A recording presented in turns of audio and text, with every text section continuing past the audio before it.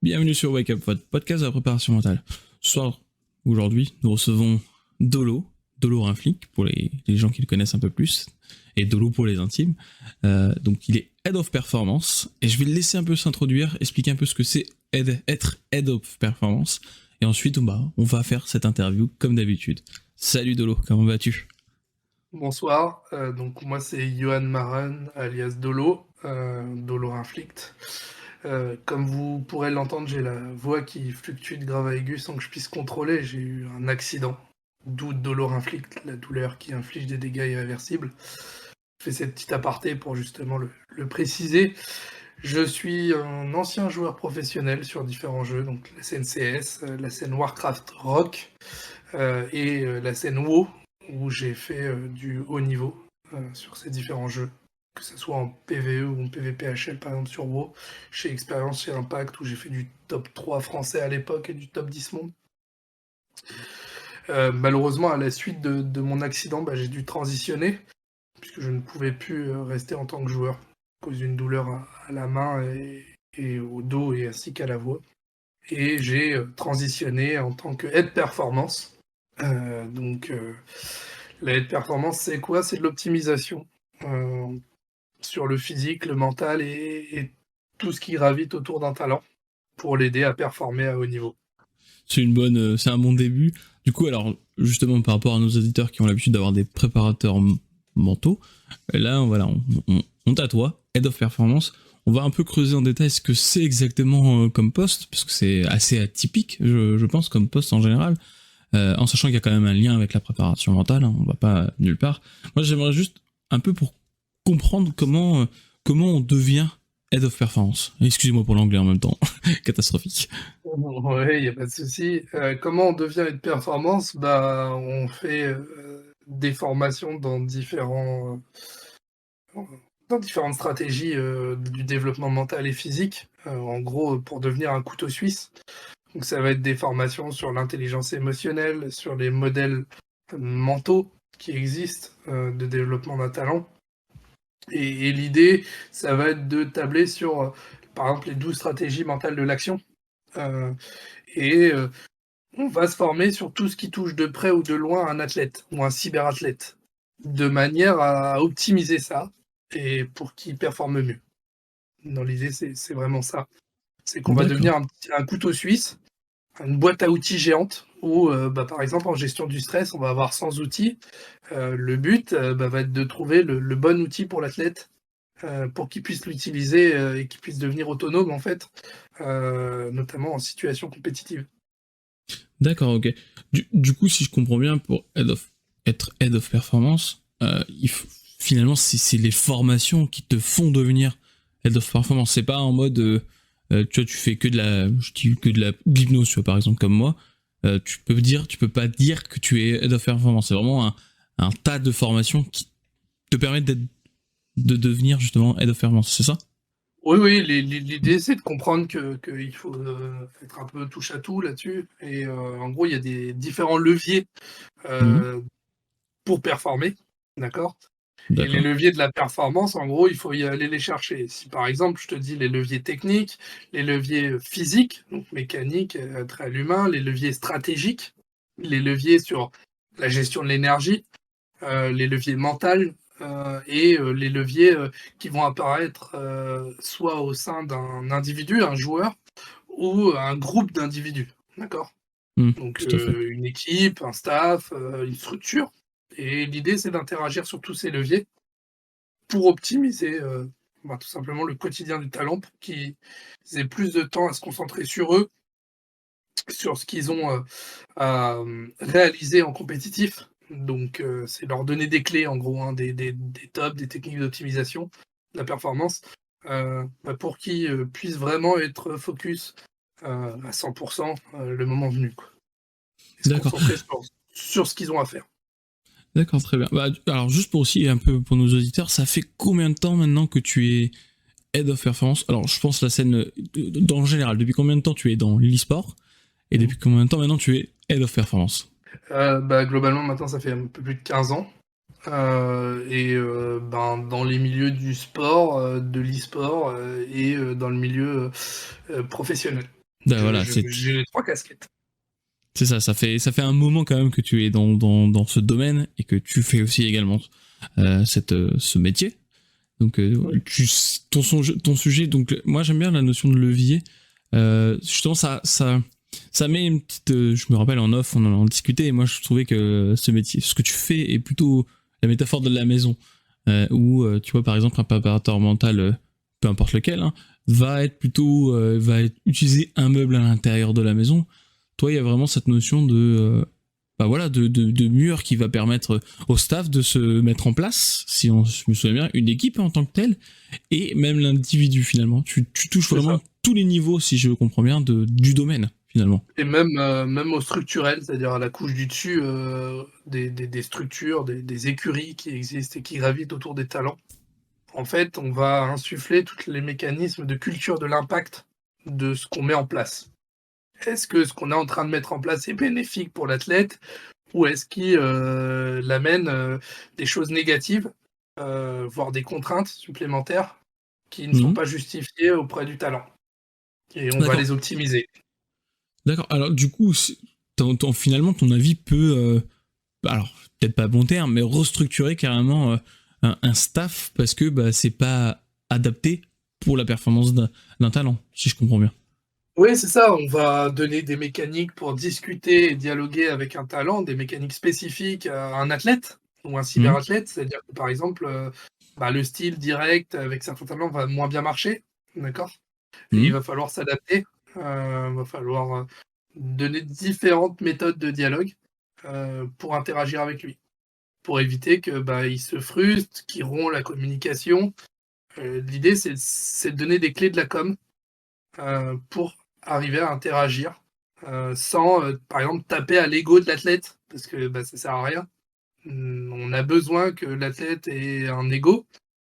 Si tu veux, je te ferai une aparté tout à l'heure pour les gens extérieurs, de ce qu'est l'ego et de ses différents mécanismes. Mais l'idée, c'est de comprendre que, un athlète, pour qu'il reste performant, il faut qu'il ait de l'ego, mais il faut qu'il soit bien structuré, bien positionné et qu'il soit pas surdimensionné. C'est surtout ça, quoi. D'accord, ok.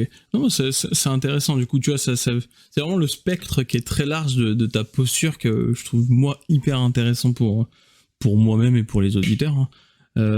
Au niveau de... Alors justement, l'ego, effectivement, on va garder ce petit sujet de côté.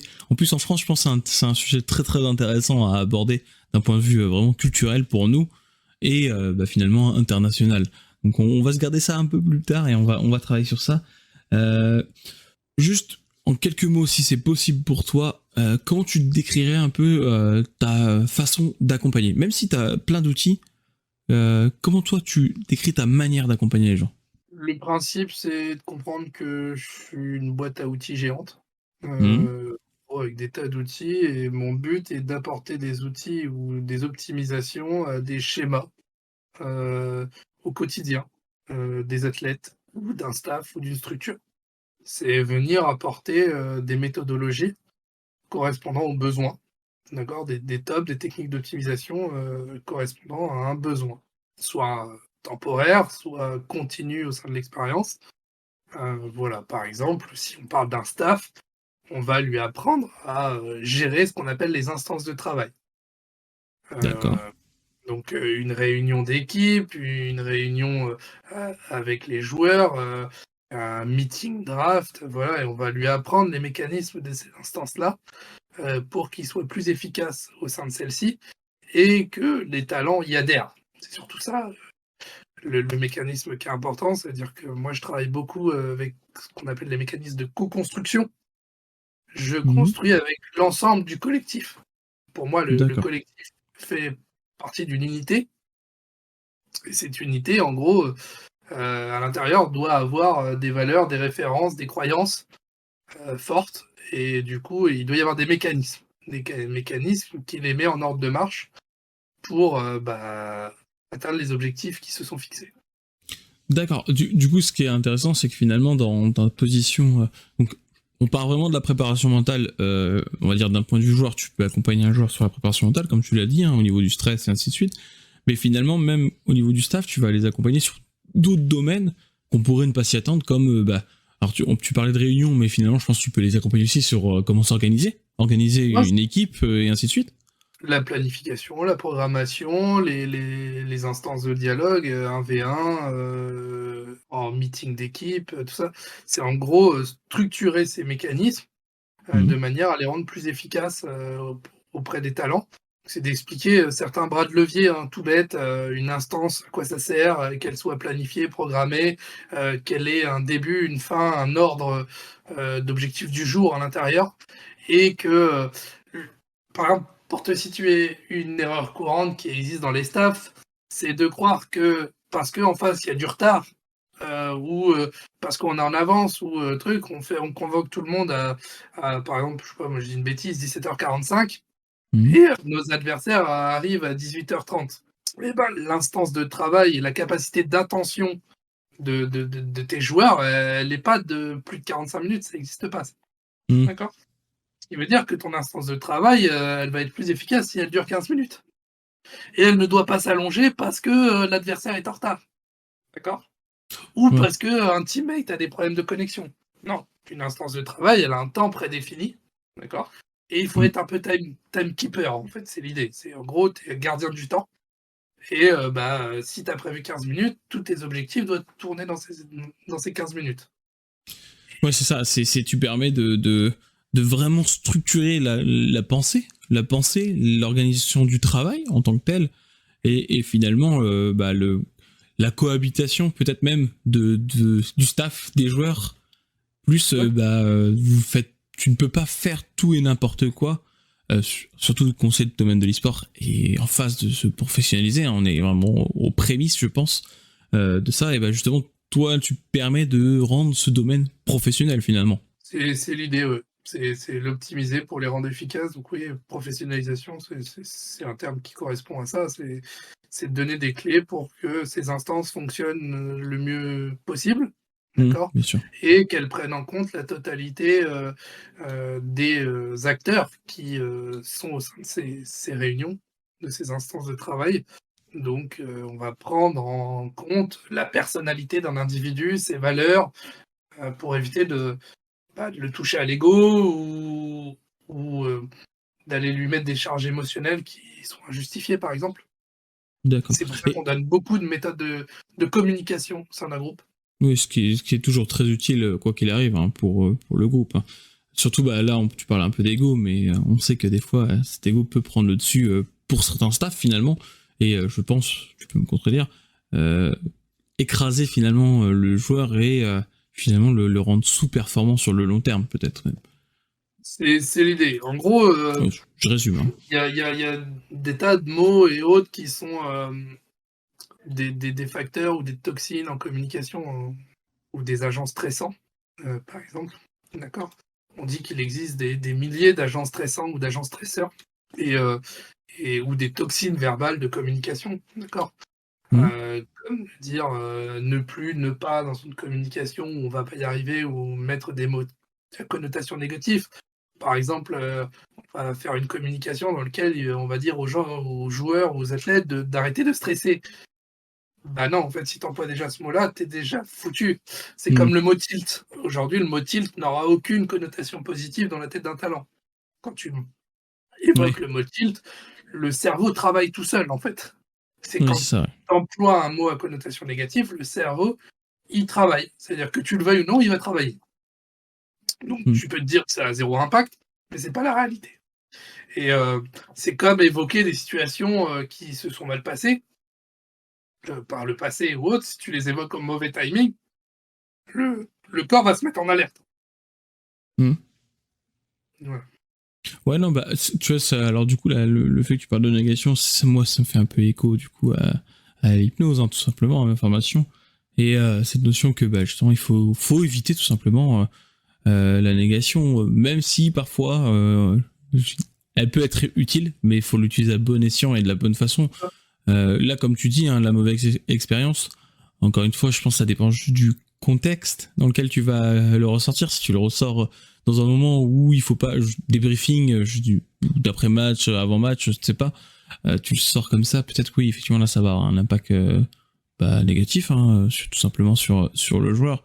Que dans d'autres contextes, un peu plus loin dans le temps, Au contraire, là, ça va lui permettre de travailler ça et de peut-être même améliorer finalement sur le long terme cette expérience qui est à la base négative et qui va se transformer en quelque chose dans la construction tout simplement. Voilà, du coup, si j'ai bien résumé un peu ta pensée, bah, du moins ce que tu viens de dire en quelques mots. Alors du coup, ouais, c'est l'idée. Bah, du coup, ton domaine est quand même très très varié. Comment dire? Moi, j'aimerais bien aussi un peu aborder la nutrition, tu vois. Personnellement, j'y connais rien en nutrition. À part les trucs basiques qu'on nous enseigne par-ci par-là, je connais strictement rien en nutrition. Du coup, toi, quand t'accompagnes ce biais-là, la nutrition, forcément, je pense, doit être abordé, je suppose. Oui. Dans ce que tu sais faire, par rapport à un nutritionniste, tu vois, je prends un nutritionniste, quelqu'un, c'est son métier, point barre, il est spécialiste dans ce domaine-là. Toi, est-ce qu'on peut dire que tu es plutôt, c'est pas une forme de spécialiste de la nutrition, mais en soi, tu es dans les gens qui se rapprochent de ce spécialiste en termes de connaissances? Ouais, l'idée c'est que moi je suis en capacité de faire ce qu'on appelle de la nutrition ciblée par rapport aux besoins d'un athlète ou d'un cyberathlète. C'est un peu le concept, c'est comprendre que, il y a certains aliments, certains minéraux qui sont intéressants à aller rechercher et le but va être d'optimiser cette nutrition pour que l'athlète puisse performer. Prends l'alimentation comme un carburant. Mmh. Et ça va être lui mettre le meilleur carburant pour qu'il puisse démarrer, au timing intéressant et qu'il a besoin. C'est l'idée. Donc pour ça, ça va être, de la gestion de l'alimentation du lever de l'athlète au coucher, heu pour ça, il y a des petits mécanismes à respecter. D'accord?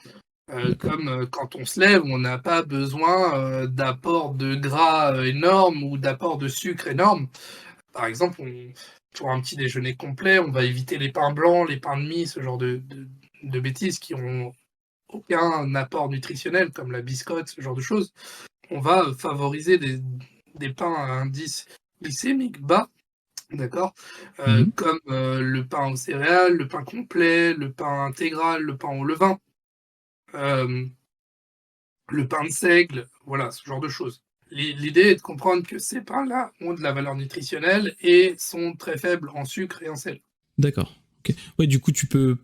En fait, là, en termes de nutrition, tu peux établir un planning pour un joueur, un groupe de joueurs, et voilà, de les orienter vers le mieux. Après, si ça doit aller plus loin, peut-être que là, je sais pas, tu rediriges. Ça t'est déjà arrivé de rediriger vers un nutritionniste, par exemple, dans des cadres? J'ai travaillé avec des docteurs en nutrition, ce genre de choses, dans des interventions, chez des écuries, pour justement compléter ces mécanismes. L'idée est de comprendre que si on a besoin d'un déjeuner anti-stress, je vais donner un exemple. Ouais. Moi, mon but ne va pas être d'imposer un style de déjeuner. Le but va être de trouver, de petit déjeuner par exemple, va être de trouver celui en accord avec l'athlète, celui le plus proche de son habitude alimentaire. Aujourd'hui, D'accord. les habitudes alimentaires des talents, on le sait très bien, il y a pas mal d'aspérité dedans, d'accord? Mmh.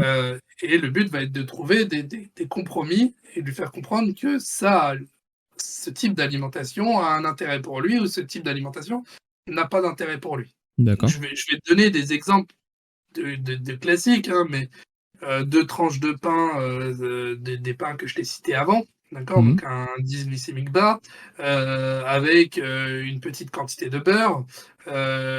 On peut, y mettre, par exemple du jambon ou de l'œuf dur, ce genre de choses et un fruit frais.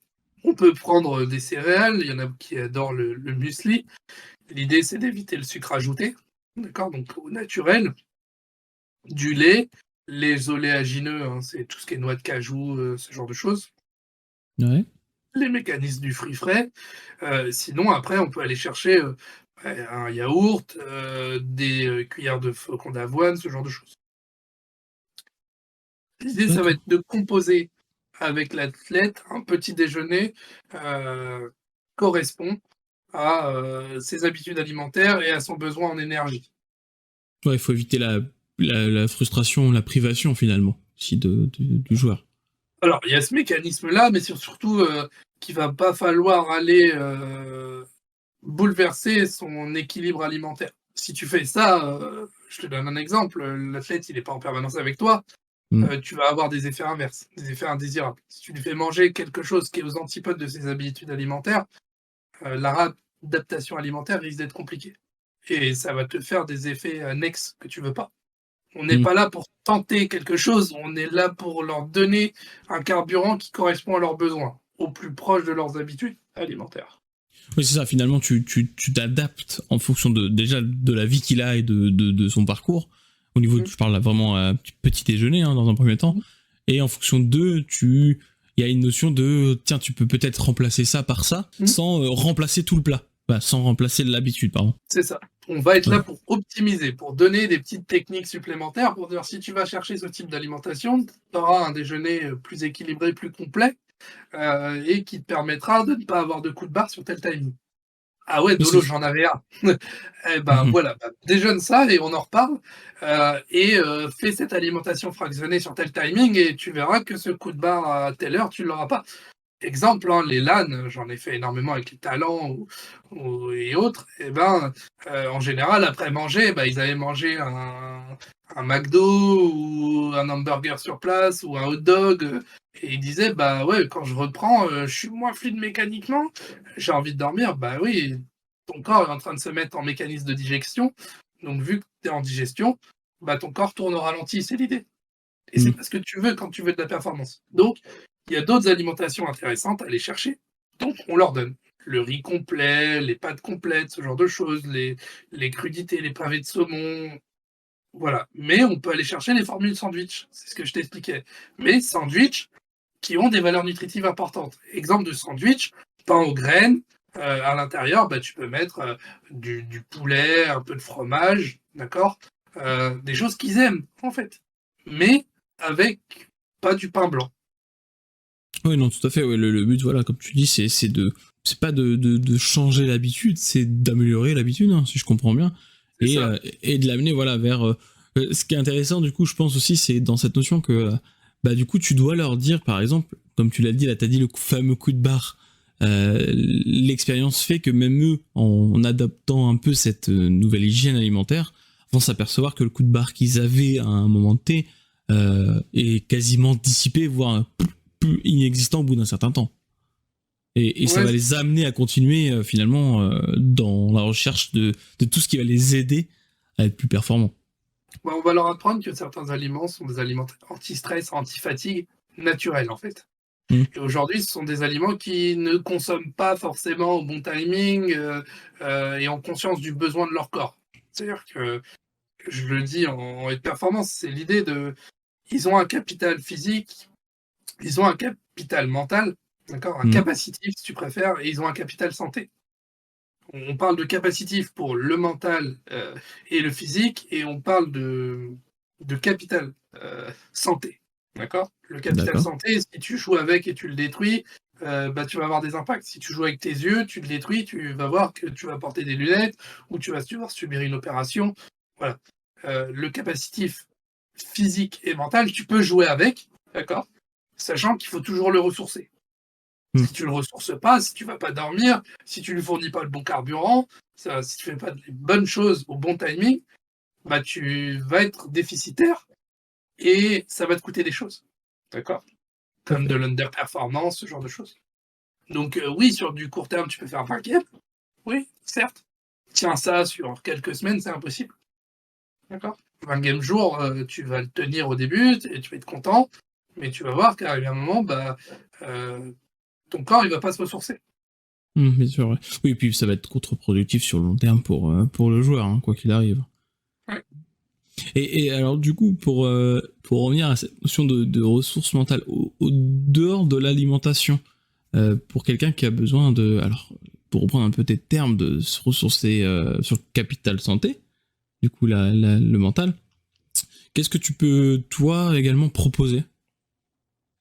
Bah, il y a différentes choses, hein. En gros, l'idée est de comprendre que j'aime bien l'image de le cerveau est une éponge Mhm. et elle se nourrit, et elle s'imbibe, de choses que, tu lui fais ingérer. L'idée, c'est de l'arroser, par petites fractions à différents timings et de différentes sources d'arrosage. Si aujourd'hui, tu fais, un travail cyclique, tu fais que des gaines de LOL, et ben, tu vas voir que ton cerveau, il va se ramollir. Mmh. C'est OK. l'idée. C'est-à-dire que si tu faisais que de la chaîne, tu vas avoir une pique de montée en puissance et arrivé à un moment, bah, tu vas arriver à ton pic de puissance sur les automatismes de ce que tu es en train de monter sur la chaîne de production, d'accord? Et bah, l'idée, c'est de comprendre que tu as besoin de la nourrir d'autres choses.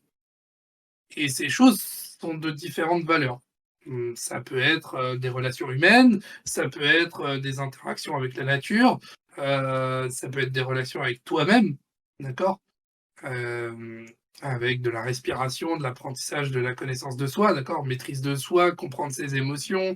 La conscience sociale, c'est toi au sein d'un groupe, quel est le besoin du groupe. La conscience de soi, c'est quels sont tes besoins à toi, en tant Mmh. qu'individu. Et bah, tous les mécanismes de gestion relationnelle.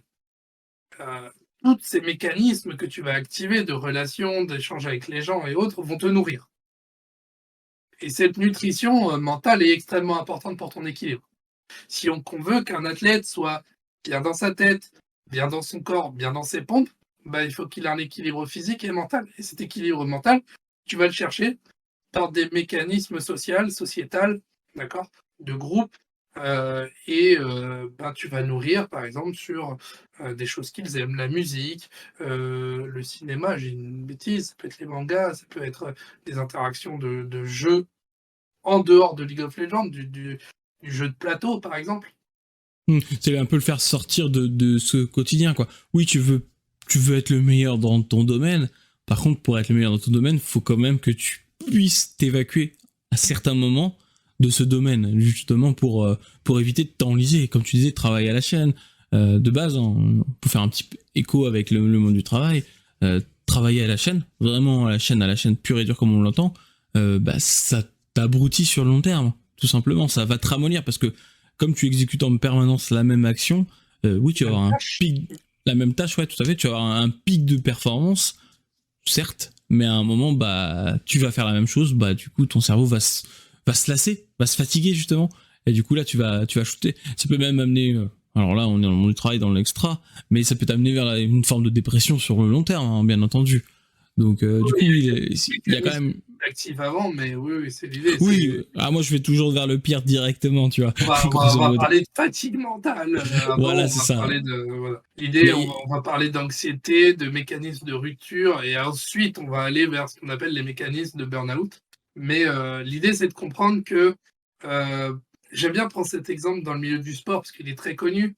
Les athlètes qui ont le plus performé, et qui ont eu des titres dans leur domaine, je donne un exemple, dans la boxe, dans le judo et autres, ben tu t'aperçois qu'avant d'arriver dans le sport, ils ont pratiqué d'autres choses. Et bah, en fait, ces autres sports leur ont apporté ce qu'on appelle de la complémentarité. Leur ont appris des croyances, des valeurs, bah, différentes, grâce à leurs autres impacts sociaux. Et on le voit bien aujourd'hui quand on a des athlètes qui ont pratiqué des sports co ou des sports individuels, et ben, ils ont des attraits sur des valeurs ou des croyances, qui leur sont propres.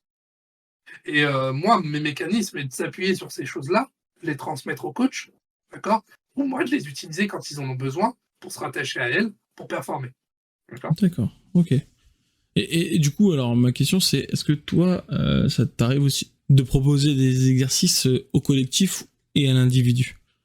Oui, oui, oui. Oui, oui, Ouais. il y en a des tas, hein. Il y a des exercices sur la communication, il y a des exercices, collectifs sur l'apprentissage de, bah, qu'est-ce que le stress? Comment il se manifeste? Quelles sont ses phases? Et bah, la compréhension. Puis ensuite, on va parler, par exemple, des différentes émotions qui existent, d'accord? Hmm. Et on va parler de ce qu'on appelle de l'impact. Et c'est on appelle ça la méthode ciné, hein, c'est en gros, les 4 ingrédients de la gestion du stress, C pour, contrôle faible, I pour, l'imprévisibilité, d'accord? N pour la notion de nouveauté, quelque chose de nouveau qui apparaît, et E pour ce qui est un mécanisme d'ego menacé. En gros, et il y avait, son homologue qu'on appelait avant, qui était la méthode SPIN, c'était pareil, hein. C'était, sens du contrôle diminué, personnalité menacée, hein, donc c'était à la place d'ego, Nouveauté, c'est toujours le cas, et la notion d'imprévisibilité, le I, qui était sous spin. D'accord? Ce sont les 2 méthodes, de perception des ingrédients du stress, D'accord, qui tu vont peux nous en amener à dire une un peu situation. plus? En gros, c'est qu'il y a des situations qui sont notamment, par exemple, inconnues. C'est une nouveauté, une situation auquel on n'a jamais été confronté. Exemple, monter sur scène, d'accord? Pour des Mmh. joueurs, des cyberathlètes, et ça va générer du stress. Et ces mécanismes de stress, on peut les anticiper. Par exemple, moi, je travaille beaucoup la visualisation mentale. Sur League of Legends, quand j'ai emmené des jeunes aux EUM,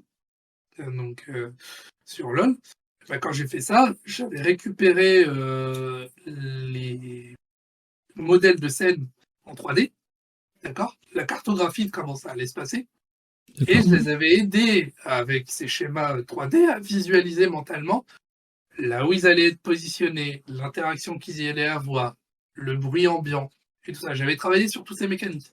La chaleur, toutes les perceptions qu'ils allaient sentir en étant sur place. On anticipait, et pareil, quand on est arrivé sur place, on a été s'imprégner des locaux, d'accord? Des infras, de l'installation. On a travaillé sur les setups à installer en amont pour que le jour J, il soit comme à la maison, c'est l'idée, d'accord? Oui, les mettre en condition pour justement gérer ce stress qui, s'ils sont pas en condition, peut les submerger et avoir une contre-performance. L'idée, c'est du conditionnement mental, hein, Tout les à fait. mécanismes. Je sais que parfois, souvent, les talents, ça leur fait un peu peur, ou même les staffs, hein. Les joueurs me disent: «Tu lis en moi comme dans un livre ouvert». Oui, c'est une réalité. C'est-à-dire qu'en gros, tu as des clés de voûte de l'esprit, ils sont propres à chaque individu, c'est l'idée, au parcours de vie d'un athlète, d'un talent, hein, quel qu'il soit. Et si tu les prends en compte et que le talent accepte de communiquer avec toi, tu vas réussir à les activer au bon moment, par des petites phrases, ce qu'on appelle des mantras, des petites graines que tu plantes. Bien sûr. Heu et grâce à ces petites phrases que tu vas, balancer au bon moment, tu vas pouvoir faire ce qu'on appelle de la réallocation mentale. Un athlète, peut avoir, ce qu'on appelle dans la tête de la magie blanche ou de la magie noire. C'est des discours internes qu'on va appeler positifs ou négatifs. «Je suis nul, je vais pas y arriver, je vais pas performer ce soir», c'est du discours négatif. Et ça, tu peux le transitionner. Ouais, Heu, ça, c'est la force aussi de parler. Alors, c'est vrai que toi, dans ta position, tu es tout le temps finalement avec le groupe quasiment de ton rôle, hein. oui, Et du coup, cette ouverture avec. Ça, c'est de la relation tout simplement thérapeutique, on pourrait dire. Si je devais faire un parallèle, moi, avec l'hypnose, c'est de la relation et tu crées un climat de confiance qui c'est fait ça. que tu vas. Tu vois, en t'écoutant, ça fait. De toute façon, on a déjà parlé un peu en off, hein, mais c'est très proche c'est de la PNL en soi, hein, grosso modo, sur. J'ai des formations là-dessus, ouais. C'est ça, sur comment tu vas interagir avec une personne, mais pour être le plus juste possible, pas pour éviter la phrase justement au mauvais moment, et plutôt travailler sur le bon moment, et au fur et à mesure que tu vas les observer, tu apprends sur eux et la manière dont toi tu vas interagir avec eux. D'où le fait que ça match, je pense en règle générale, et que tu as des résultats également. À partir du moment où l'athlète accepte de me parler, sans tabou, sans frein, et autres, je vais pouvoir avoir ce qu'on appelle des tips, hein, pour, le driver à l'instant T. L'idée du coaching mental ou, l'accompagnement, et au renforcement mental, c'est pas de coacher avec mes outils, comme moi j'aimerais être coaché, parce que ça Mhm. va avoir très peu d'impact. C'est de coacher et de parler au talent comme il aimerait être drivé. C'est l'idée. Et ça, tu le cartographies pour l'individu, en tant que cyberathlète, en tant que talent. Tu vas le cartographier avec le coaching staff aussi, et tu vas faire des interventions et des dynamiques de groupe. L'idée, ça va être d'adapter tes mots, tes phrases, ton discours à l'unité et aux besoins à l'instant T. Mhm. Donc si tu parles à un individu, tu vas, parler différemment. Par exemple, moi, dans les phases compétitives, je devrais avoir très peu d'interventions, parce que beaucoup de choses sont censées être faites avant. Hem, mais c'est régulier que je sois en place les jours compétitifs. Pourquoi? Parce que je peux servir effectivement, de punching ball pour l'athlète, tout simplement. Il va pouvoir vider son sac avec moi sans que je le juge, parce que c'est pas mon job de le juger. Moi, mon but, c'est de repositionner l'athlète mentalement pour qu'il puisse monter sur scène ou jouer sa game ou faire ce qu'il a à faire derrière pour performer.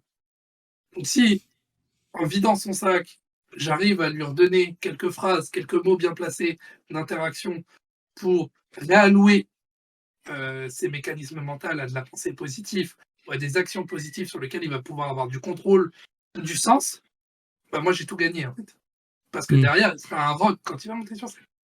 Je me souviens de situations d'athlètes qui, dans un BO5 par exemple, à la deuxième game ou autre, avaient un trigger mental très très puissant. Et parce que sur ce trigger mental, ils n'avaient pas de contrôle. Et ils étaient en train de se focus dessus. Et le problème, quand ils n'ont pas de contrôle, c'est que c'est un agent stresseur qui snowball, en fait. Tout à fait. Voilà. Donc, le but est de réallouer sur des choses sur lesquelles ils ont du contrôle, et sur lesquelles ils vont avoir du sens, et avoir une capacité d'interaction. Si j'arrive à faire ça, ils repartent sur les bons rails, et derrière, c'est comme si la game d'avant n'avait eu aucun impact. C'est l'idée. D'accord. Alors, du coup, tu vois, moi, c'est dans mon idée d'associé, ça me fait penser que finalement, t'es en quelque sorte un ancrage également pour les Ouais. joueurs à côté. Ils savent que potentiellement, il y a un truc qui va pas, ou qui va bien, peu importe. Hein. Tu vas être un ancrage qui va les amener soit les amener vers le positif, on va dire ça comme ça, pour résumer, dans cette performance, et les recentrer directement dans ce qu'ils ont à faire, quoi qu'il arrive. Voilà, L'idée, c'est que je suis là pour prendre la température en amont, d'accord? Hmm. Amener des corrections pour que cette température reste chaude, mais sans point de tension, c'est l'idée, pour qu'il soit dans les meilleures conditions. Donc pour ça, effectivement, ça va être comprendre ce qui est en train de se passer, sentir des petites choses, des interactions qui parfois peuvent paraître anodines, et on se dit, tiens, là, il y a pour moi quelque chose sous-jacent, et partir en dialogue, soit one-one, soit de groupe, s'il y a besoin de repositioning rapide. Mais voilà, c'est l'idée. Ouais, Ou c'est de ça. donner des clés au coach, hein, tout simplement, dire attention, ton discours, oriente-le plus là-dessus, d'accord? On va travailler beaucoup le vocabulaire, par exemple, le vocabulaire du combat, le vocabulaire guerrier, pour les causeries, pour les discours, d'accord? On va travailler le discours pour qu'il n'ait pas de phrases à connotation négative dans le feu de l'action. Hmm. Voilà, on va faire de l'orientation de ce discours, notamment sur les mécanismes qu'on a travaillé toute la semaine. Rappeler à des talents des situations positives qui ont marché et que le talent va pouvoir s'y comparer, en fait, enfin, y adhérer et dire oui, effectivement, on l'a fait cette semaine, on y a réussi des tas de fois, d'accord. On a travaillé, je sais pas, je dis de bêtises, le 2v2 mid, jungle, into le 4 main bot avec des dives bien sales à 4. Si toute cette semaine on a travaillé dessus sur ces mécanismes et qu'ils ont marché, il n'y a pas de raison pour qu'un compétitif on passe à côté, d'accord. Et Tout à fait. l'intérêt est de les réactiver avant la game compétitive. Voilà. D'accord, non, mais c'est hyper intéressant. Voilà, encore, hein, je me répète peut-être sur ça, mais je trouve que j'aime bien vraiment ta position au sein du groupe, finalement, où t'as un peu comme tu l'as dit toi-même, hein, ce couteau suisse où à tout moment, si on a besoin, on sait qu'on peut aller te voir et potentiellement, soit on va te voir, soit c'est toi, de toi-même, je pense des fois aussi, qui va un peu remettre les choses dans le bon côté, on va dire ça comme ça. Et voilà, tout simplement. En gros, j'aime bien ce couteau suisse pratique, et pas dangereux en plus finalement, qui va nous aider à avancer. On est là pour anticiper, optimiser quand des choses se produisent, d'accord, apporter du soutien quand il y en a besoin, d'accord, et distiller en fait des petits conseils, des petits tips, des méthodos, des desks, des outils en fait tout simplement au bon timing, au bon moment pour qu'ils puissent s'y rattacher, que ce soit des coachs, que ce soit des joueurs, d'accord. Mm. L'idée de dire que moi je forme des athlètes ou des talents ou du staff à l'autonomie, d'accord? Mon but est qu'au fur et à mesure de la saison, au fur et à mesure des années de côtoie, hein, moi il y a des talents que j'ai formés il y a 3-4 ans, voire plus, qui aujourd'hui reviennent quand ils ont des situations qu'ils n'ont jamais vécues et qui sont en mode: «Tiens, de l'eau, par le passé, on a travaillé des tas de situations qu'on a vécues, en saison ensemble, voilà, je suis confronté à ça actuellement parce que je suis en LEC. Qu'est-ce que tu me conseillerais? Comment tu vois les choses? Bah, OK, voilà, on va travailler de l'optimisation et c'est pas parce qu'il fait plus partie de mon écurie et que c'est plus un athlète, dans mon giron à l'instant T que je vais pas lui donner des tips et des outils pour apprendre à gérer, la situation auquel il est confronté. Oui, tout à fait. Et puis ton accompagnement avec l'athlète et dans le temps T de l'époque, il avait voilà ses conditions à ce moment précis. Mais effectivement, quand tu évolues et que voilà les années passent, il va être confronté à d'autres situations. Ce qui est intéressant, c'est qu'il revient vers toi pour voir justement ce qu'il peut faire avec toi. Alors, je pense quand même que soit tu l'accompagnes dans un accompagnement pur et dur, ou au contraire, oui, un petit tips pour aider parce que ça n'a pas forcément besoin d'être un plus long terme en quelque sorte. Beaucoup de choses Donc, en préparation mentale ou en accompagnement, c'est de rappeler les bonnes mécaniques, les bons outils, qu'on a besoin, qu'on a eu entre les mains, mais qu'on a peut-être oublié. Exemple, hein, les journées compétitives ont des attraits importants sur 3 types de rituels. Les rituels de dynamisation, mhm. qu'on va, appeler, les rituels de mise en action. Ça veut dire sautiller, inspirer fort, serrer le poing, avoir une posture du héros, ce genre de choses. La posture du héros, tu prends l'équivalent d'un Superman et tu vas vite comprendre, le Mhm. principe de la posture du héros. Les rituels de relaxation qui, lui, vont être plus tournés sur des mécanismes qui font du bien, à l'esprit, donc respiration, marche, heu heu, tout ce qui va être, pensée et imagerie mentale positive. D'accord? Je me visualise sur une plage, avec, le soleil qui me tape sur la peau, voilà, ce genre de choses. Et les rituels d'avant-match, qu'on va appeler warm-up, échauffement, mécanique, d'accord? Le fait de boire, d'écouter de la musique, discuter, le fait de blaguer, hein, les mécanismes de gaulerie, ce que j'appelle la gaulerie, c'est extrêmement bon à partir du moment où elle n'amène pas du défocus et de la déconcentration. C'est-à-dire que si on fait blague sur blague et qu'on n'arrive plus à se concentrer, il y a un problème, d'accord? Mhm. Par Tout à contre, si fait. on rigole un peu, il y a pas de souci. L'idée, c'est que ces mécanismes, ces rituels doivent s'adapter aux besoins physiques et mentaux d'un athlète dans une journée compétitive. D'accord? Même dès la veille de cette journée compétitive. Ça va être des rituels d'endormissement, ce genre de choses. D'accord, ok. Non, et bah du coup, tu vois, pour un peu continuer dans tout ça et dans ces rituels, comment je pourrais exprimer cette question? Au niveau des rituels, comme tu l'as dit, donc tu fais des rituels qui est lié à, alors, on va dire à la motivation, si je résume, à la motivation, au rituel d'endormissement. Mais on est bien d'accord que c'est pas systématique. Il y a des joueurs où t'as pas besoin parce que finalement, ils sont déjà dans cette bonne dynamique. Les rituels, alors, parce que du coup, là, je n'ai pas bien compris. Le mécanisme des rituels, c'est des mécanismes de mise, en activation ou mise en relaxation en fonction des besoins physico-mentaux d'un individu à un instant T dans une journée compétitive ou au quotidien.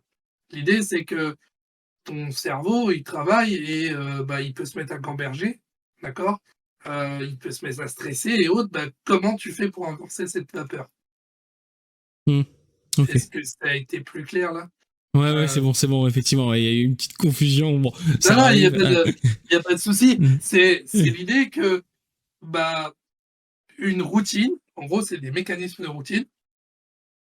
Un athlète dans une journée compétitive va avoir besoin d'une routine, donc de différents rituels, de différents mécanismes, le jour, la journée type compétitif et cette routine va devoir être en adaptation avec son besoin physique et mental. Je te donne un exemple, tous les athlètes ne sont pas identiques. Il y en a qui ont besoin d'1 heure et demie, 2 heures d'échauffement. Il y Hmm. en a besoin il y en a qui ont besoin 20-25 minutes, en même 15. Ils ont besoin de faire 2-3 routines mécaniques d'échauffement, de la fluidité des doigts et pour eux, ils sont prêts à y aller, quoi. C'est feu. Il y en a, ils ont besoin de faire, 2-3 games de solo queue avant. Si ces games de solo queue se passent mal, bah, il y a, une intervention en général de désamorçage s'ils n'arrivent pas à le faire eux-mêmes, mentale, d'accord? Parce Hmm. qu'ils vont se trigger, parce qu'ils se sont concentrés sur des choses où ils avaient pas de contrôle. Exemple, bah, ils contrôlent pas le clavier du mid laner quand ils sont à l'essai. ils contrôlent leur clavier et leur souris. C'est l'idée. Mm. Donc Oui. le mec, il avait à mettre seulement un CC, il est même pas foutu de le mettre, ou un kick, il a pas réussi à le faire. Bah ouais, mais t'es en train de te concentrer sur le lead jungle, on s'en tamponne du lead jungle. C'est toi, est-ce que tu as réussi à cliquer, est-ce que tu as réussi à te concentrer sur ce que tu avais à faire? Et si tel est le cas, alors bah c'est pas grave. Perdre ou gagner la game, bah c'est pas important. Le problème, c'est que beaucoup de talents s'associent cette notion de perte ou gain d'LP en termes de résultats. Et se fixer des résultats, des objectifs de résultats, entre guillemets, sont très mauvais parce que tu n'as pas le contrôle maximal sur perdre ou gagner une game. Ça veut dire que si tu la perds, bah, tu vas te dire c'est pas de ma faute, c'est Michel le jungle qui a mal joué, c'est le mid qui a int, c'est le top qui a couru tout droit. Tu vas te défausser et tu vas remettre la faute sur des individus, d'accord? Sur quelque chose d'extérieur sur lequel tu n'as pas de contrôle. Si tu gagnes, bah, tu ne seras pas dans une notion de win-win, tu vas te dire que c'est normal. C'est normal, j'ai bien joué, je devais gagner, quoi.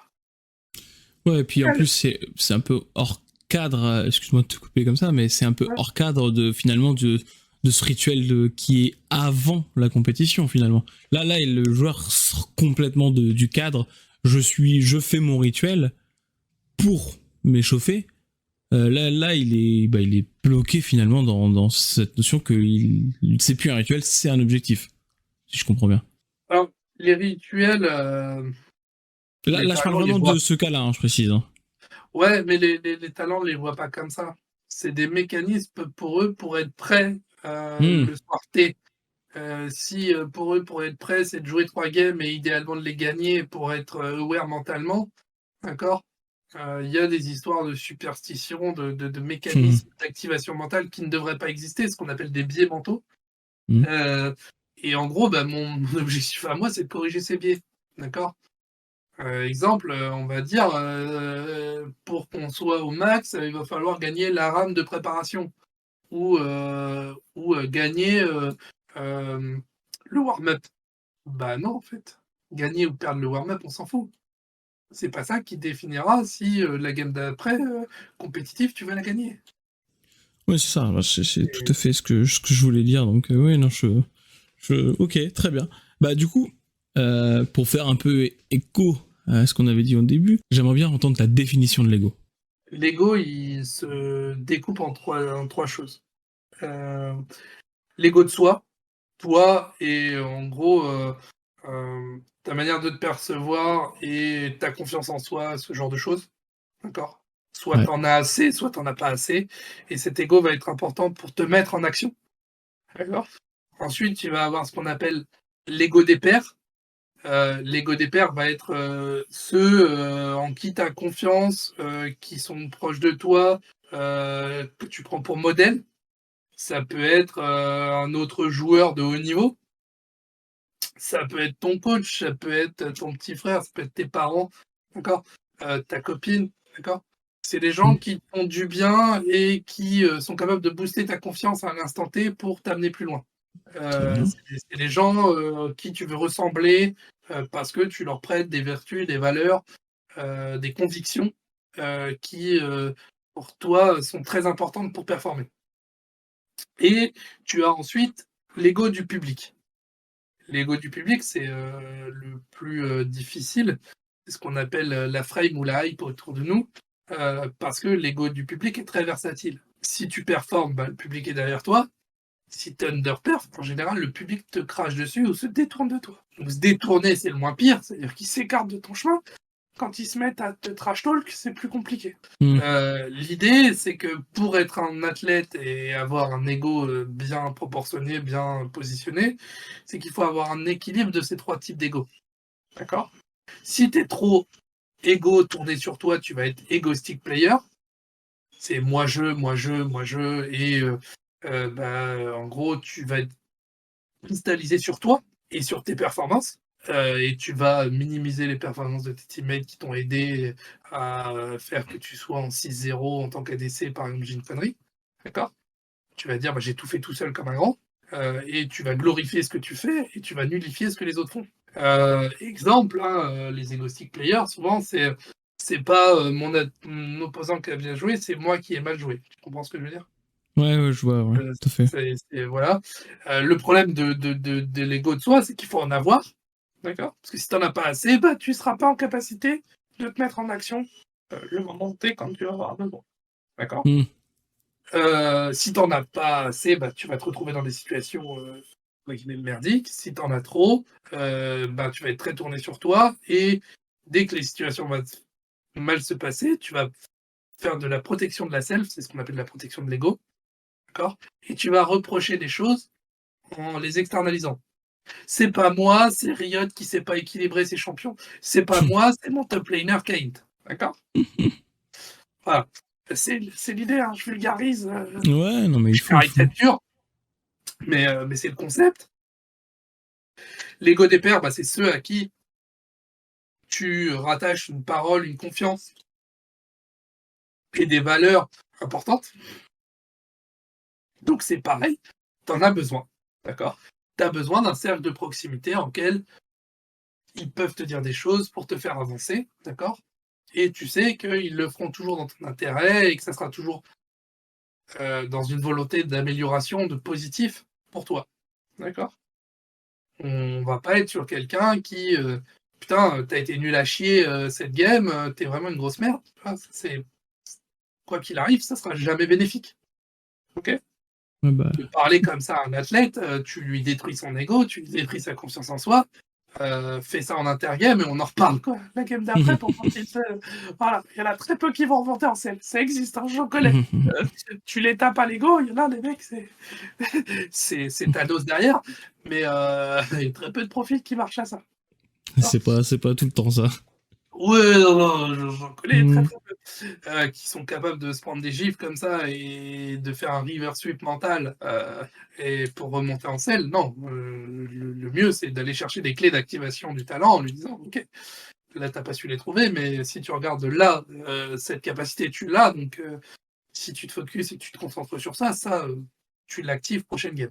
Bah, l'ego du public, je te l'ai dit, si tu es concentré que là-dessus, bah, tu vas rechercher absolument la frame, la hype autour de toi. Donc tu vas aller, faire des choses, qui vont, par exemple, te mener à vouloir tout le temps briller, avoir, 10 CS de lead, avoir 3 kills, à être le MVP en permanence, d'accord? Et quand tu l'auras pas, bah, le public sera pas derrière toi et malheureusement, tu seras pas heureux. C'est l'idée. D'accord. Bah, du coup, tu vois, par rapport à ces trois types d'ego, Ouais. euh, alors moi j'aimerais bien avoir, tu vois, des exemples pour chaque type d'ego sur la façon dont tu vas le travailler. Voilà. Alors ça va être en exemple, hein, ça peut être des trucs très simples, hein, mais faut, voilà, juste pour comprendre un peu comment. Parce que tu vois, par exemple, l'ego du public, je te dirais bien, moi, tout bête, hein, bah, en mode, bah, si tu veux pas être impacté par l'ego du public, faut juste savoir t'en détacher. Tu vois ce que je veux dire? D'un point de vue Ouais, très c'est naïf, l'idée, je vais te dire juste ça, c'est ouais. fini. Je pense que tu peux aller un peu plus loin sur ce sujet-là. Alors L'idée. il y a des gens qui vont rechercher, par exemple, sur la notion d'ego du public, pour rebondir sur ce que tu es en train de dire, il y a des gens qui vont rechercher à ce que le public soit derrière eux et ça va être une soif de reconnaissance, d'accord? Ils ont Ouais. manqué de reconnaissance, par leur papa, leur maman, leur cadre, référentiel historique, d'accord? Leur cadre Mmh. culturel, qu'ils ont connu auparavant et ils vont le rechercher, sur les réseaux sociaux. Le problème des réseaux sociaux, et ça on est très clair, c'est que c'est très versatile. Mmh. C'est très versatile, qu'on sait que, il y a beau avoir, 100 000 personnes qui te suivent, il y a pas 100 000 personnes qui t'idolâtrent. C'est impossible. D'accord? Tu auras toujours des haters dedans, et le problème de ces profils-là, c'est que les, heu, les gens qui vont être haters, tu vas peut-être en avoir 15. En termes de chiffres, hein, je fais full bullshit, mais c'est pour vous Oui, faire faut comprendre. conceptualiser. C'est sur 100 000, tu as 15 mecs qui te trash talk. Le mec qui va être centralisé sur l'ego du public va faire quoi? Il va se tourner vers les 15 mecs qui se trash talk. Mmh. Bah, ça va le gêner. Donc, bah, notamment, hein, tu l'as très, très bien expliqué, c'est que on va favoriser l'analyse des réseaux sociaux sur des timings dédiés et propices pour le athlète, pour qu'il ait le temps de digérer l'information, positive ou négative. On va cibler l'information auquel on va lui donner accès. Exemple, on le sait très bien, hein, il faut éviter d'y aller avant de se coucher. Mmh. Sinon, c'est nuit blanche assurée, par exemple, pour ces profils-là. On va éviter d'ouvrir les réseaux sociaux avant d'avoir mis du carburant dans son corps. D'accord? Donc avant d'avoir pris un petit déjeuner, d'avoir mangé et autres. Donc on va éviter que ces mécanismes interviennent dans des moments mauvais. Exemple, on va éviter qu'il y aille pendant un warm-up, avant une game compétitive. Parce qu'on sait que ça va avoir de l'impact. Ok? Ouais, et puis il faut, Et ouais, voilà. sur lequel tu auras très peu de contrôle. Ça sera positif ou négatif, mais globalement totalement aléatoire. Et c'est pas ce que tu veux en performance. En performance, tu veux mettre un maximum de choses qui apportent de la sérénité et de la confiance pour les athlètes. C'est l'idée. C'est-à-dire Hmm. que tu veux mettre un maximum d'outils, un maximum de cadres de référence qui leur apportent ce bien-être-là. Un équilibre, entre guillemets, physique et mental avant de monter sur scène. C'est l'idée. Ou faire la game compétitive s'il n'y a pas de scène. Ouais, et puis, alors, c'est peut-être de mon point de vue également. Finalement, tu vois, tu disais, tu donnais un petit pourcentage de haters, mais on sait très bien que dans le monde des réseaux sociaux, en particulier ceux comme Twitter, parce que c'est celui essentiel de la scène e-sport en général, c'est souvent la petite population de haters qui vont avoir plus de résonance malheureusement, et pour un joueur, ça va avoir un impact assez conséquent, même si, comme tu l'as dit, même si c'est un chiffre un peu bullshit, sur 1000 personnes, il y en a que 15 qui concrètement le détestent. Lui, il va se focus sur cela, et à l'inverse, ça va le détruire, ça va pas l'aider Ouais. à aller vers la performance justement. Et le public, enfin aujourd'hui, les principes des mécanismes réseaux sociaux, il y a plusieurs principes à comprendre. C'est qu'il y a 4 facteurs modèles qui font grimper le stress. Mmh. Je vais les expliquer rapidement. L'hyperconnexion, c'est le fait aujourd'hui de pouvoir aller extrêmement facilement sur les réseaux sociaux. Aujourd'hui, on a tout simple téléphone, un PC, enfin tu vois l'idée. Il n'y a pas de barrière de connexion, les mots de passe sont enregistrés, tu y arrives tout de suite, tu as une application. Enfin, l'idée, c'est que tout est facilité pour y accéder. D'accord? Pour Oui, c'est tweeter, ça. pour aller voir de l'information, pour scroll, pour. Le problème de ça, l'hyperconnexion, c'est que justement, on nourrit notre cerveau, pas forcément au bon timing de ces éléments-là. Le second sentiment, c'est le principe d'isolement. C'est que tu prends ce flot d'informations en étant tout seul, isolé et dans ta bulle. Donc, est-ce que tu sais le digérer? Est-ce que tu sais le traiter? J'attends de voir. D'accord? Et le principe de pression sociale, pression sociétale. Ça veut dire qu'il y a des mecs qui vont dire ouais, je t'attends au tournant, t'as intérêt à carry ce soir. Enfin, tu vois, tu mets ce que tu veux derrière les mots que je suis en train de te donner, mais c'est l'idée. Et le principe de manque de sens, c'est que sur les réseaux notamment, il y a des gens qui vont attirer des points d'attention sur des choses qui n'ont pas de point d'attention ou d'intérêt auprès de l'athlète. Mmh. D'accord? On va l'amener à se focus sur son top laner qui, d'un point de vue extérieur, est en train de lésine, t'as toutes les games. C'est fondé de où? On ne sait pas. Mais en tout cas, c'est ce qui est écrit sur les réseaux sociaux. Tu vois ce que je veux dire? Ouais, c'est ça, ça va l'amener à se focus sur un sujet qui devrait pas se focus, Par parce exemple, que, alors que ce soit le cas ou pas le cas, hein, je précise, hein, c'est juste ne pas se focus sur ça, quoi.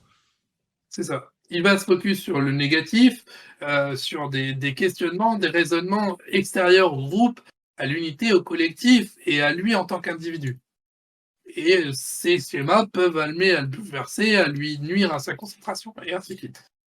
Donc Ouais, tous et ces puis, mécanismes-là, en fait, c'est des mécanismes sur lesquels des profils comme moi, des head coachs, veulent avoir un peu plus de contrôle, ou même les structures, d'accord?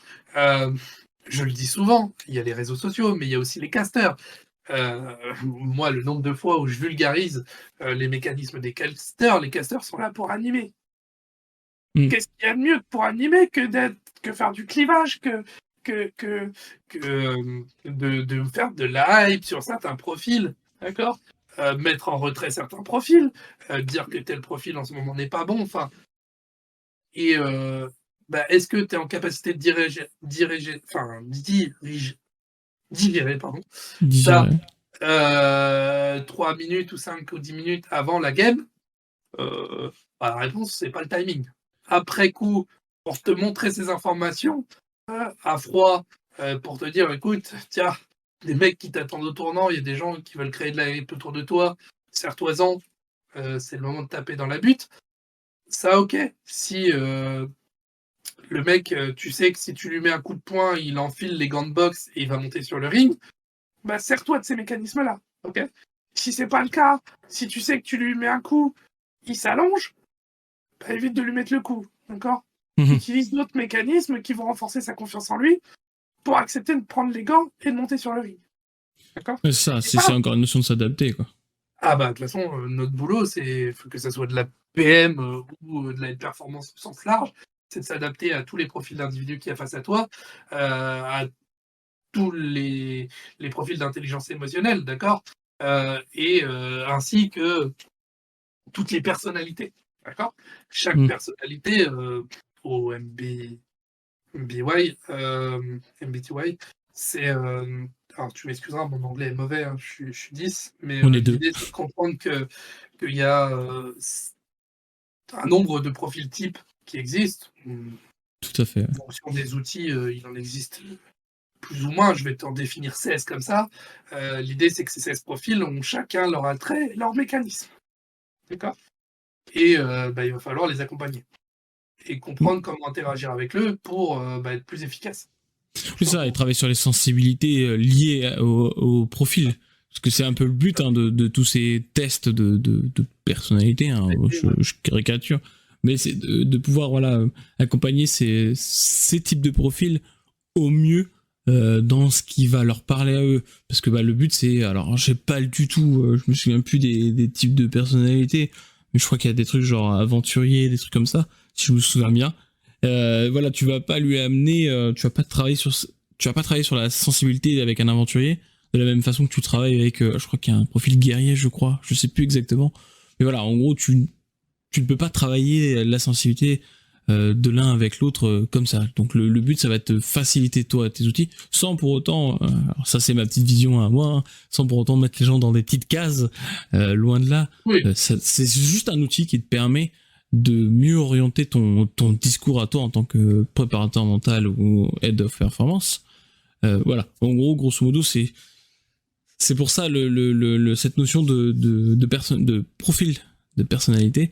Tu vois également ce qui est intéressant alors pour associer encore une fois, tu parles donc de cet ego lié aux réseaux sociaux. Alors c'est pas à la fame. Finalement, cet ego, il est aussi très très lié avec l'ego de soi du joueur. Parce que forcément, s'il y a une overhype, ça va gonfler son ego à lui. Et à l'inverse, s'il y a une sorte de hate, bah du coup, là, il peut, lui, sombrer un peu. Je sais pas si... Si son ego de soi est pas bien calibré, l'ego du public va avoir un énorme impact sur lui, effectivement. Ouais, c'est ça. L'idée, c'est de comprendre que si son ego de soi est à l'équilibre, s'il a des mécanismes instruits de confiance en soi, de bien-être et de capacité d'estime de soi, prendre ses possibilités, s'aimer, se respecter soi, trouver ses raisons d'être, ses valeurs, ça, si ça c'est assez ancré, globalement, le public va avoir moins d'impact. D'accord? Qu'il soit positif ou négatif, bah, il va s'en détourner, il va faire abstraction de ça, il va comprendre sur quoi il va devoir se concentrer pour performer. Oui, c'est ça, il va réussir à s'adapter au mieux aux situations liées au public, si bien entendu l'ego de soi est lui bien équilibré. C'est ça. Le problème aujourd'hui, c'est que l'ego de soi, il est parfois disproportionné, mal orienté, d'accord. On va être sur de la protection de la self au sein du groupe. Bah, techniquement non, en fait, ta carapace, elle doit être pour l'extérieur, le public, les gens qui te connaissent pas, effectivement les haters, ce genre de choses. Si tu te livres pas au sein d'un groupe et que tu as peur pour ta personne parce que tu sais que si tu exprimes quelque chose, on va appuyer sur le bouton ou l'ascenseur émotionnel qui fait mal, bah, c'est un problème. D'accord. Et ça, moi, je m'évertue souvent à en parler. L'idée, c'est que je vais faire une petite aparté, mais tu as déjà entendu parler de la pyramide de Maslow? Ouais. C'est les mécanismes de besoin d'accomplissement de soi, d'estime de soi, de sentiment d'appartenance et d'amour des individus, de besoins de sécurité et des besoins physiologiques, d'accord? Manger, boire, se vêtir, voilà. Et l'idée, c'est que dans ces besoins fondamentaux, ces besoins principaux, heu, il va falloir que tu cherches en tant qu'individu à les satisfaire. Plus tu vas avoir de satisfaction sur les besoins, on va dire, fondamentales, heu, plus, tu vas être équilibré mentalement, d'accord? Tout à fait. Moins tu auras, de réponses à ces besoins, plus tu vas être un profil insécure. C'est l'idée. Si je vulgarise, hein, aux extrêmes, Oui, bien sûr. ça va être ça. Encore une fois, hein, dans tout ce discours que je fais avec toi depuis tout à l'heure, j'essaye de vulgariser, il y a des dangers parce que du coup, il y a des raccourcis, voilà. Bien sûr, dans un podcast qu'on discute comme ça en mode ouvert, c'est pas la même chose que enfin, on parle de tas de sujets, donc il y a des sujets auxquels j'ai pas eu le temps d'aller très profondément. Heu, Forcément, Oui. il est sûr que si on faisait un podcast dédié sur la pyramide de Maslow, ses besoins ou le discours interne, magie blanc ou magie noire, il y a des nuances qui apparaîtraient et qui viendraient compléter, mon expression. Bien sûr, et puis il nous faudrait 3 heures par thématique, voire et encore des fois les thématiques peuvent être plus longues. Voilà, on est bien Voilà, d'accord. faudrait énormément. Oui, après moi, hein, c'est ce que j'invite toujours les gens qui nous écoutent, c'est voilà, vous entendez quelque chose, il faut aller creuser, voilà la théorie par exemple pour un peu comprendre en plus. Parce que oui, la théorie de Maslow, c'est quand même plus compliqué que juste dire c'est une pyramide avec des besoins. Tu vois ce que je veux dire? Grosso modo, ça va beaucoup plus loin que juste tu satisfais, ça va, tu satisfais pas, ça va pas. Et voilà, il faut, ça je suis entièrement d'accord avec toi et il faut le souligner. Renseignez-vous, allez voir un peu plus sur chaque théorie, chaque domaine, en sachant que bien entendu, là, quand tu vulgarises, et c'est le but de la vulgarisation, c'est avec nos propres mots et notre vision de ce qu'on a compris. Donc ça peut varier d'un individu à l'autre. C'est ça. En fonction de votre vécu, que vous allez avoir, ce que j'ai dit, vous allez pouvoir l'interpréter différemment. C'est là tout le danger, de la compréhension de ce que je suis en train d'exprimer. C'est qu'en fonction de votre vécu socio-culturel, votre imprégnation, de différents milieux, bah, vous allez interpréter ce que je suis en train de dire d'une version différente. Ça ne veut pas dire mal, mais, en fonction de vos niveaux de connaissances dans sur ce sujet. C'est l'idée. Et C'est ça, ça. il faut faire attention parce que du coup, on peut prendre des raccourcis et c'est pour ça que je fais une petite aparté là, c'est que, bah, dans la high performance ou dans la préparation mentale, il y a pas mal de choses où quand on prend des raccourcis, des vulgarisations, il y a pas mal de dangers, et ça va très vite. On a vu beaucoup de PM arriver et autres sans formation. Moi, j'ai plus d'une quarantaine de formations dans le domaine, heu, qui m'ont permis d'être performant au fur et à mesure des années. Parce que j'adorais ça et que j'avais bien compris que dans le milieu, il fallait être un couteau suisse, d'accord? Parce qu'il y avait tellement de choses qui avaient de l'impact, comme le fait de faire un cycle de recrutement avec des mécanismes de recrutement, des process métiers. Enfin voilà, aujourd'hui, on recrutait des profils sans les connaître, sans avoir de VOD, sans, aller poser de questions à leurs anciens teammates, à leurs anciens staffs, heu sans faire de processus de recrutement avec un questionnaire dédié. Heu, on en a parlé tout à l'heure, mais les questionnaires de personnalité aujourd'hui dans l'e-sport, ils n'existent pas. Heu, voilà, tous ces mécanismes d'apprentissage, émotionnel, de compréhension de où ils en sont sur leur état émotionnel, leur compréhension, heu et sur les mécanismes de savoir-être et de savoir-faire, bah, aujourd'hui, on a très peu d'informations dans l'e-sport. Oui, Je bah, parce encore une fois, hein, c'est pour faire écho à tout à l'heure, tu vois, c'est un domaine où la professionnalisation est en train de se faire. Même si l'e-sport existe depuis longtemps, alors attention quand je dis longtemps, tu en es en partie la preuve, 15 ans, mais c'est beaucoup plus vieux que ça quand même.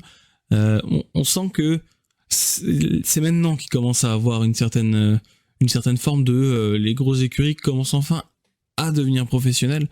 Alors, il y en a qui étaient déjà professionnels, hein, bien entendu, mais toute cette notion de recrutement. On recrute pas, comme tu le dis, au hasard sans vraiment connaître la personne. La personne, c'est pas juste un feeling, c'est vraiment, il y a une notion de questionnaire, il y a une notion de comment ça s'est passé avant. C'est un entretien d'embauche, hein, mine de rien, c'est pour les staffs, on recrute des gens.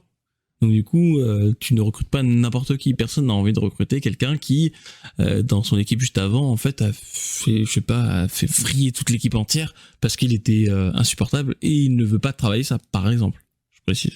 Encore une fois, hein, je vulgarise. Hein.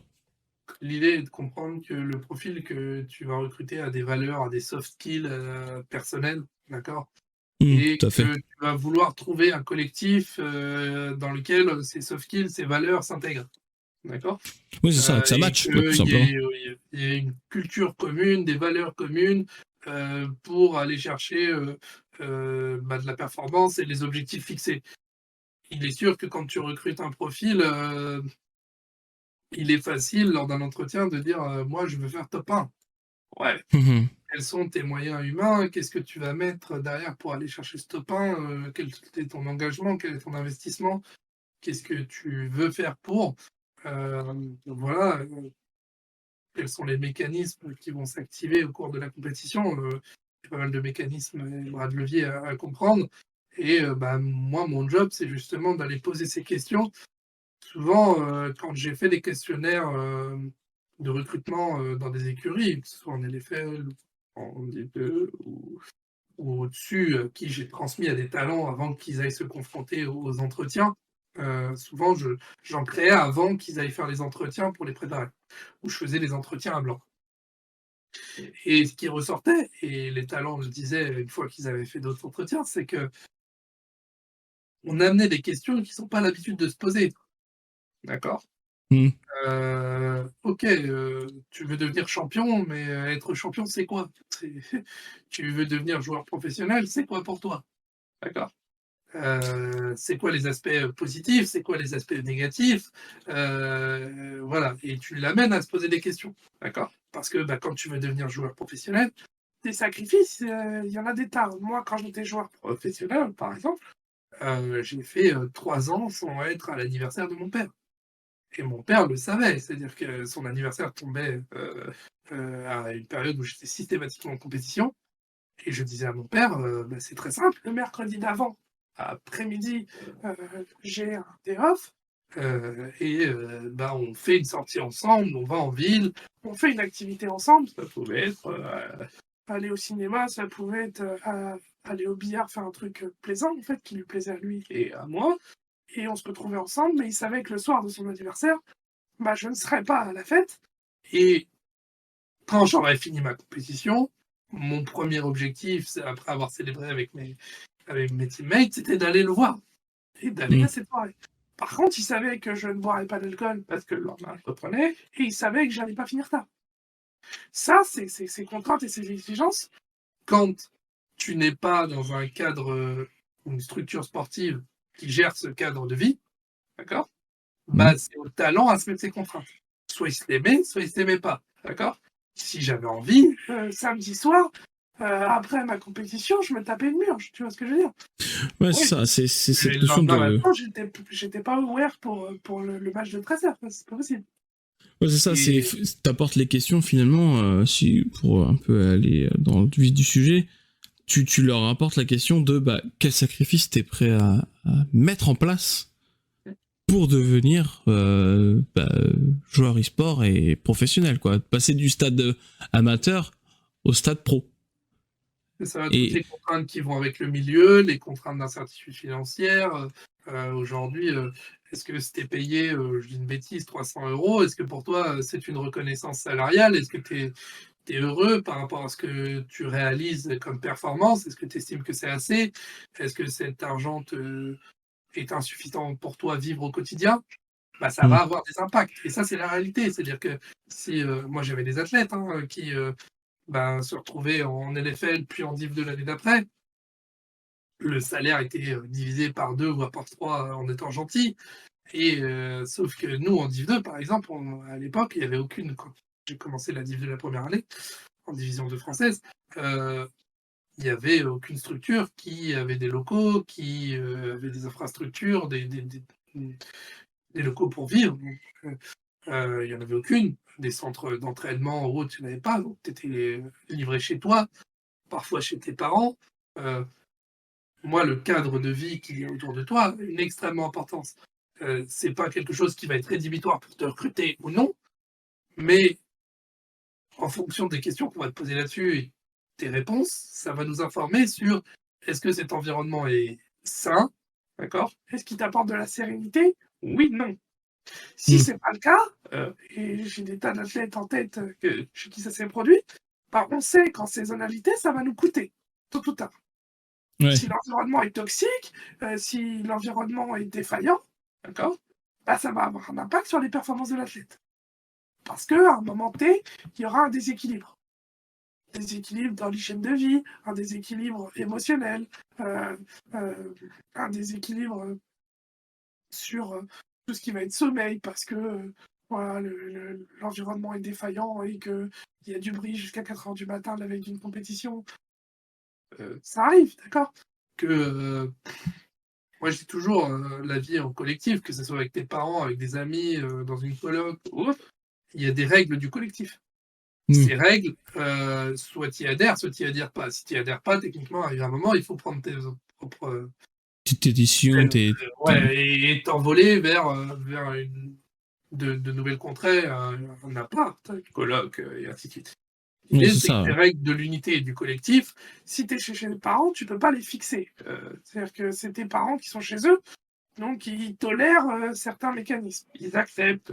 Tu co-construis un cadre. C'est-à-dire que, par exemple, tu dis à tes parents, bah, moi, je vais arriver en Div 2, le nombre de conférences que j'ai fait avec des parents pour leur expliquer les mécaniques de l'e-sport, aujourd'hui, les meilleurs cycles d'entraînement sont à 19 heures. Il est forcé que tu peux pas être à table à 19 heures avec tes parents, c'est impossible. Ouais, c'est Mais ça, c'est sensibiliser, quoi. voilà. Et ça, sur une saisonnalité euh, de potentiellement 8 à 10 mois. Bah, ok, est-ce que tes parents l'acceptent? Parce que sinon, tout au tard, ils vont pas l'accepter. T'es étudiant, t'es alternant, bah, est-ce que tes parents vont accepter que tu mettes autant de temps, autant d'engagement dans l'e-sport? Bah, beaucoup de parents, ils mettaient ce qu'on appelle des barrières, des freins. Exemple, des accords que j'ai obtenus avec beaucoup de parents, c'était l'histoire de la moyenne. Si mon fils perd 2 points de moyenne, générale, bah, il stoppe avec vous. Je peux te dire qu'on était extrêmement vigilants. Moi, j'ai eu des tas de jeunes de 16 ans, de 16 à 18 en études et autres. Quand ces règles-là du jeu étaient fixées, bah, crois-moi qu'on était vigilants. Quand on savait que le talent allait avoir un oral, un gros examen, bah, on lâchait du lest sur les cycles d'entraînement parce que bah, on savait que s'il il se cutait, derrière, c'était potentiellement un arrêt de l'expérience. C'était l'idée. Ouais, c'est ça. Et puis, alors après, notion tu vois, de notes, ça c'est récurrent au-delà de l'e-sport, hein, c'est récurrent dans le sport tout court aussi. Hein. Les parents vont souvent avoir en condition d'accord, mais il faut que tu aies plus de la moyenne ou tu aies tant de points, quoi. Donc oui, là, le but, c'est de vous, du groupe, c'est de jongler avec ok, il faut que tu sois là pour aller vers la performance, t'entraîner, et ainsi de suite, pour mener l'équipe, si tu voilà, ainsi de suite. Par contre, à côté de ça, il faut que tu travailles tes cours pour rester, parce que bah, s'il y en a un des deux qui va pas, à un moment, tu perds tout, quoi. C'est ce qu'on appelle s'appliquer à la plus grosse contrainte. Si ta contrainte est de te lever à 6 heures du matin pour aller ton cours qui commence à 8 heures parce que tu as 1 heure et demie de trajet, je dis de bêtises, bah, ça va être en programmation de cycle de travail, on va être obligé de le prendre en compte. On va pas pouvoir travailler tard le soir, puisque indéniablement. Alors, prendre en compte les 6 heures du matin, du coup. Ouais, c'est ça. Tu prends ce qu'on appelle la contrainte maximale du talent pour créer un programme sportif qui va répondre à ces différents besoins. D'accord? Besoins physiques, besoins mentaux, besoin d'entraînement collectif, de groupe, et puis bah, les sessions compétitives. L'idée, c'est que tu veux que les pics de performance coïncident avec les timings de centres d'intérêt sur lequel il va devoir avoir une interaction cognitive importante, que ce soit ses cours, ses examens, que ce soit sa compétition ou quand il s'entraîne. On va maximiser ces centres d'attention, pour être clair. Non, mais très bien, très bien. C'est intéressant. Moi, je bois tes paroles. Je t'écoute attentivement, tu vois, sur tout ce que tu dis. Je trouve ça hyper intéressant. Là, on va approcher donc la fin de cette interview. Juste, c'est une petite question que j'ai de manière générale, un peu rituelle. Quel avenir vois-tu? Alors, dans ton cas, c'est un peu spécifique, mais j'aime bien dire quel avenir vois-tu de la préparation mentale sur le long terme? De toute façon, pour moi, aujourd'hui, il y a tout à créer, hein. C'est-à-dire, créer tout ce qui est la vulgarisation de la préparation mentale et de la compréhension au niveau de toutes les strates qui évoluent au niveau sportif, que ça soit de l'athlète, du talent en lui-même, au staff, au structurel. D'accord? Aujourd'hui, ils ne connaissent pas bien nos métiers, ils ne comprennent pas comment on doit intervenir auprès du talent, ils ne sont pas capables de nous fixer les objectifs de développement, donc on a tout ça à construire. D'accord? Tout ce qu'on peut apporter à une structure ou à des athlètes est méconnu. D'accord? Il y a des barrières psychologiques qui sont créées. Avec, par exemple, si aujourd'hui je prends une casquette de psychologue, beaucoup de portes vont se fermer. D'accord? Les athlètes vont me dire non, je ne veux pas parler et interagir avec lui, juste parce qu'il y a la notion de psychologue, psychiatre, je suis pas fou. Non, non, j'ai jamais dit que tu étais fou, et c'est pas mon intérêt. Mon but est de trouver des mécanismes qui vont t'apporter du bien-être et de la sérénité, de la confiance en soi et qui vont te permettre d'aller de l'avant. Aujourd'hui, il y a des points de blocage. Ces points de blocage, voilà. Moi, ce que je dis toujours, c'est que dans l'e-sport, déjà, tout va très vite. Aujourd'hui, un athlète que tu as eu il y a 6 mois ou il y a 2 mois peut avoir évolué drastiquement. D'accord? En fonction de son cadre de vie, son vécu socioculturel, ça peut être ouf. D'accord? Il suffit que l'athlète ne soit plus avec ses parents, vive dans un autre cadre, il peut avoir changé du tout au tout. En positif comme en négatif. D'accord? Ce n'est pas parce que tu as transmis des clés de la préparation mentale à un athlète que il va se l'approprier et il va l'utiliser ad vitam aeternam. Il y a des mécanismes qui vont lui parler, qui vont être proches de ses centres d'intérêt, de ses besoins, et du coup, qui va se dire tiens, je vais piocher cet outil, je vais me l'approprier. D'accord? Exemple tout bête, l'hydratation avec les produits qui offrent de la sérénité, comme les fleurs de bac, ce genre de choses. Tout ce qui augmente la concentration, la sérénité, l'athlète, il va y adhérer tout de suite, il va prendre. D'accord? Tout ce qui est flotte avec du magnésium, il va boire ça rapidement et ça va être dans sa routine. Et il y a des choses qui sont plus éloignées de leur conscience, de leur approche, d'accord? Et du coup, qui vont soit mettre plus de temps, soit ils vont pas du tout y adhérer. Et quelqu'un va leur présenter dans 6 mois, dans 2 mois, dans 1 an, dans 5 ans, et les mecs vont s'approprier ces outils parce qu'aujourd'hui, ils ont évolué. Ce qu'il faut comprendre par rapport à ça, c'est que la préparation mentale, quel que soit le milieu, e-sportif, sportif, environnement pro, tout ce qu'on transmet aux athlètes, aux cyberathlètes, aux talents, au staff, aux structures, ça sert dans la vie au quotidien. D'accord? Ce sont des mécanismes qui te servent dans la vie de tous les jours. C'est ça. Moi, aujourd'hui, je revois des athlètes qui ne sont plus dans le milieu du sport, qui sont partis dans les milieux professionnels, d'accord? Et qui me disent, Dolo, je suis dans des réunions, je me souviens des desks de communication, je les applique, et j'évite des conflits énormes. D'accord? Voilà, il y en a même qui viennent me revoir en disant, tiens, à l'époque, je me souviens qu'on avait travaillé ça, j'ai un souci avec tel collègue, est-ce que tu peux m'expliquer comment je peux éviter ce conflit? Je redonne mes outils, hein. Il n'y a pas de sujet. Ce qu'il faut comprendre, c'est que on a besoin d'interaction sociale, d'interagir avec les gens. La PM, aujourd'hui, on est là pour donner des clés. Des clés de la gestion relationnelle, des clés de gestion de la communication au sein d'un groupe, au sein d'une unité, au sein d'un collectif.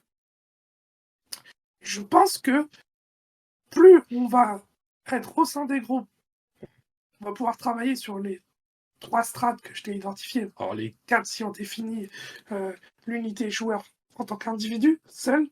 l'unité collectif joueur, okay, l'unité staff et l'unité structurelle, donc ça en fait 4. Plus on aura une imprégnation de ces 4 sphères, et on aura un impact positif sur elles en donnant des méthodes, des outils, plus on va pouvoir aller vers de la performance poussée. Ouais, c'est ça en fait. Finalement, là, dans tout ce que je dois comprendre de ta vision, c'est ça. Tout est à construire, tout est en train de se construire. Et tout ce qui a un impact et qui est donné maintenant viendra sur le long terme. Tu vois, c'est un principe tout bête, hein, mais il y aura à un moment alors, je vais passer le bon mot, mais une forme de récompense, pourrait-on dire. Et ça va permettre de professionnaliser finalement l'ensemble du milieu, hein, au-delà de la préparation mentale, hein, vraiment l'ensemble du milieu. C'est une construction. Voilà, tout est à construire et ça va venir. Il faut travailler en unité collective. Aujourd'hui, l'une des problématiques que j'ai découvert, et je suis un vieux briscard de l'e-sport, c'est que j'ai atterri dans des écuries, même en LFL, enfin, grosse structure qui est au pignon sur rue, et je suis arrivé chez elle en voulant travailler en unité staff. Ça veut dire avec le kiné, avec l'ostéo, avec le nutritionniste, avec tout le staff qui gravitait autour des talents, pour leur expliquer qu'aujourd'hui, ils pouvaient avoir un impact positif et qu'on devait travailler de concert. En unité staff. Et ça, c'est très difficile. D'accord ? Aujourd'hui, les structures, à quel que soit le niveau, hein, même si en LEC aujourd'hui ils ont évolué, c'est que ils travaillent avec un individu. Ils vont fournir un ostéo à un talent. Ouais. Pas dans l'intérêt du collectif, dans l'intérêt d'un individu. Et ça, c'est très pernicieux, en fait. Aujourd'hui, tu dois travailler en unité staff.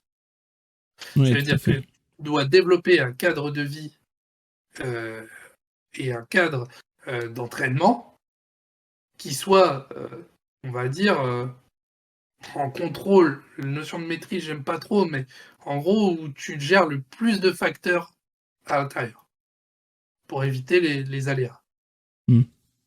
Et pour ça, plus tu as une unité staff, des méthodologies, une structuration, une discipline à l'intérieur de ce groupe, on le voit bien dans les équipes du milieu du football qui performent, hein. Que tu prends la personne qui est en train de, ce qu'on appelle une blanchisseuse de mémoire, c'est celle qui lave les maillots des athlètes et autres. Même cette personne, elle a une interaction sociale avec les athlètes. D'accord ? Et c'est toi qui définis les valeurs du groupe. C'est le bonjour, la reconnaissance, merci que mes vêtements soient propres. Enfin, aujourd'hui, le nombre de fois où j'explique que la reconnaissance du cadre de vie, d'hygiène de vie qu'on a créé et de tout ce qui gravite autour de vous est extrêmement important. La gratification, d'accord, dire merci, dire c'était excellent, ça coûte rien.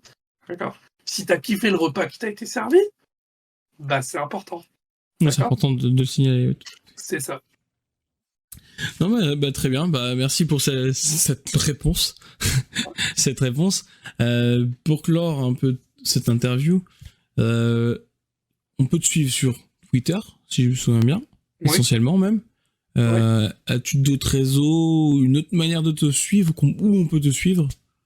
Non. Twitter, actuellement, j'ai développé maintenant, je crois, il y a 2 ou 3 ans. En fait, j'étais pas dans le droit commun par rapport à mes anciens métiers.